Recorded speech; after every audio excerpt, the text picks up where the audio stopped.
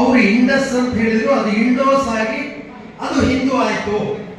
ಹೀಗೆ ಇದು ವಿದೇಶಿಯರ ಬಾಯಲ್ಲಿ ಉಚ್ಚಾರಣೆ ಆಗಲಿಕ್ಕೆ ಆಗಲೇ ಹುಟ್ಟಿಕೊಂಡಂತಹ ಒಂದು ಶಬ್ದ ಅಂತ ಕೆಲವರು ಆ ರೀತಿಯ ಒಂದು ದಿಕ್ಕು ತಪ್ಪಿಸುವ ಕೆಲಸ ಮಾಡ್ತಾರೆ. ಆ ರೀತಿ ಆಗುವುದು ಇದೆ. ಉದಾಹರಣೆಗೆ ನನ್ನೊಬ್ಬರು ಸ್ನೇಹಿತರು ಗೋವಾಕ್ಕೆ ಹೋಗಿದ್ರು. ಗೋವಾದಿಂದ ಬಂದ ಮೇಲೆ ಮಾತಾಡ್ತಾ ಇರುವಾಗ ಒಂದು ಸ್ವಾರಸ್ಯಕರವಾದ ವಿಷಯ ಹೇಳಿದ್ರು. ಪೋರ್ಚುಗೀಸರು ಮೊದಲನೇ ಬಾರಿಗೆ ಬಂದು ಇಳಿದಿದ್ದು ಗೋವಾದಲ್ಲಿ. ಆ ಗೋವಾದ ಬೀಚ್ಗಳಲ್ಲಿ ಚಿಕ್ಕ ಚಿಕ್ಕ ಮಕ್ಕಳು ಗೇರು ಬೀಜವನ್ನು ಮಾರಾಟ ಮಾಡ್ತಾ ಇದ್ರು. ಅವರು ತಗೊಂಡು ತಿಂದು ನೋಡಿದ್ರು, ಬಹಳ ರುಚಿಯಾಗಿತ್ತು. ಆ ಮಕ್ಕಳ ಹತ್ರ ಕೇಳಿದ್ರಂತೆ, ಏನಿದು, ಇದಕ್ಕೆ ಏನು ಹೆಸರು ಅಂತ. ಆ ಮಕ್ಕಳಿಗೆ ಪೋರ್ಚುಗೀಸ್ ಭಾಷೆ ಬರೋದಿಲ್ಲ.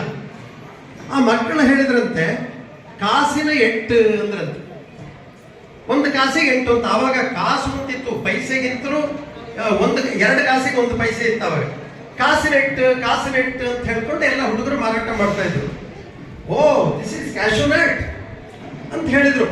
ಈಗ ಗೇರು ಬೀಜಕ್ಕೆ ಕ್ಯಾಶೋನಟ್ ಅನ್ನೋ ಹೆಸರು ಬಂದಿದ್ದು ಹೇಗೆ ಅಂದ್ರೆ, ಅಲ್ಲಿ 1 ಕಾಸಿಗೆ 8 ಅಂತ ಹುಡುಗರು ಮಾರ್ತಿದ್ರಲ್ಲ, ಆ ಕಾಸಿನ 8 ಅನ್ನೋದೇ ಕ್ಯಾಶೋನಟ್ ಆದ್ದು ಅಂತ ಹೇಳಿ ನನ್ನ ಆತ್ಮೀಯರೊಬ್ಬರು ಹೇಳಿದ್ರು.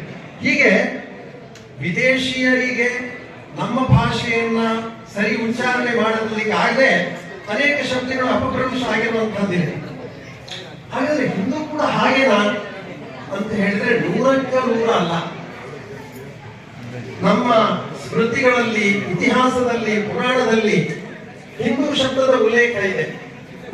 ಉದಾಹರಣೆಗೆ, ಹಿಮಾಲಯಂ ಸಮಾರಭ್ಯ ಯಾವದಿಂದು ಸರೋವರಂ ತಮ್ ದೇವ ನಿರ್ಮಿತಂ ದೇಶಂ ಹಿಂದೂಸ್ಥಾನಂ ಪ್ರಚಕ್ಷತೆ. ಇದು ಇತಿಹಾಸದಲ್ಲಿ ಬಂದಿರತಕ್ಕಂಥ ಮಾತು. ಹಿಮಾಲಯದಿಂದ ಆರಂಭವಾಗಿ ಹಿಂದೂ ಸರೋವರ ಅಂದ್ರೆ ಹಿಂದೂ ಮಹಾಸಾಗರದವರೆಗೆ ಹಬ್ಬಿರ್ತಕ್ಕಂಥ ಇಡೀ ಭಾರತ ವರ್ಷವನ್ನ ಇದು ಹಿಂದೂಸ್ಥಾನ ಅಂತ ಕರೆಯಲಾಗಿದೆ ಅಂತಿದೆ.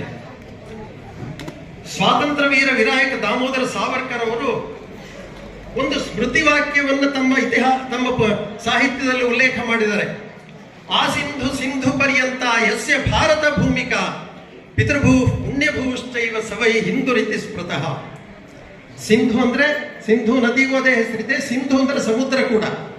ಆ ಸಿಂಧು ಪರ್ಯಂತ, ಸಿಂಧು ನದಿಯಿಂದ ಸಮುದ್ರದವರೆಗೆ ಹರಡಿರತಕ್ಕಂಥ ಈ ವಿಶಾಲವಾದಂಥ ಭಾರತ ಭೂಮಿಯನ್ನ ಯಾರು ಪಿತೃಭೂಮಿ, ಪುಣ್ಯಭೂಮಿ, ಮಾತೃಭೂಮಿ, ದೇವಭೂಮಿ, ಮೋಕ್ಷ ಭೂಮಿ ಅಂತ ಯಾರು ಕರೀತಾರೋ ಮತ್ತು ಯಾರು ಆ ರೀತಿ ನಡ್ಕೊಳ್ತಾರೋ ಅವರೆಲ್ಲರೂ ಕೂಡ ಹಿಂದೂಗಳು ಅಂತ ಸಾವರ್ಕರ್ ಅವರು